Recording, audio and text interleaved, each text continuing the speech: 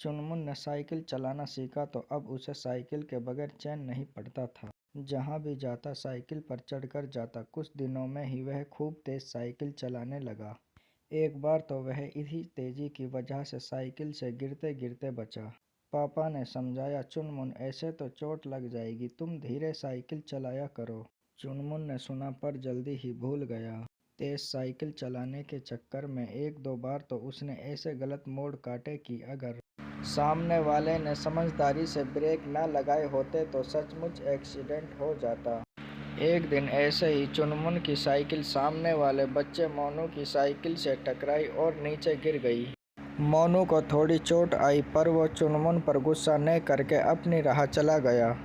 उसके बाद चुनमुन धूल झाड़ते हुए उठा और उसके हाथ पैरों में खरोंचें आ गई। कपड़ों पर भी धूल लगी थी पर साइकिल की हालत तो इससे भी बुरी थी। वह बुरी तरह कराह रही थी, खासकर साइकिल के पहियों को चोट ज़्यादा लगी थी। वह बुरी तरह मुड़ तुड़ गए थे और हैंडल भी मुड़ गया था। चुनमुन को लगा कि साइकिल से आवाज़ आ रही है, हाय हाय हाय। चुनमुन, तुमने मेरी क्या हालत कर दी, तुम तो बहुत गंदे हो चुनमुन। चुनमुन बहुत दुखी और शर्मिंदा था। अब भला वह साइकिल कैसे चलाए। जैसे तैसे वह उसे घसीटते हुए घर लेकर आया और रोता हुआ बोला, पापा मेरी साइकिल। पापा उसी समय गए और चुनमुन की साइकिल ठीक करा कर ले आए। साइकिल अब ऊपर से देखने में ठीक ठाक लग रही थी पर न जाने उसकी कराहट कैसे नहीं जा रही थी। चुनमुन को ऐसे लगता जैसे साइकिल से कराहती हुई शिकायत की आवाज़ आ रही है। देखो चुनमुन, देखो मैं कितनी सुंदर थी और तुमने मुझे कितनी बदसूरत बना दिया। अगर तुम मुझे ठीक से चलाते तो क्या मेरी शक्ल ऐसी होती। साइकिल जब कराह कराह कर अपनी बात बता रही थी तो उसकी बात घंटी ने भी सुनी और कहा, तुम चिंता ना करो बहन, मैं कुछ करूँगी। तुम कैसे करोगी भला, मुझे तो यकीन नहीं आ रहा, साइकिल ने कहा। तुम देखती जाओ, घंटी टुनटुनाकर हंसते हुए बोली। अगले दिन चुनमुन साइकिल पर बैठकर कुछ दूर गया ही था कि एकाएक घंटी बजी। उसमें से आवाज़ आई, संभल के चलो चुनमुन, संभल के। अरे चुनमुन भाई, संभल के। चुनमुन को समझ में नहीं आया कि कहाँ से आ रही है ये घंटी जैसी टुनटुनाती आवाज़। क्या घंटी से उसने घंटी को बजाकर देखा पर घंटी तो ट्रिन ट्रिन बोल रही थी।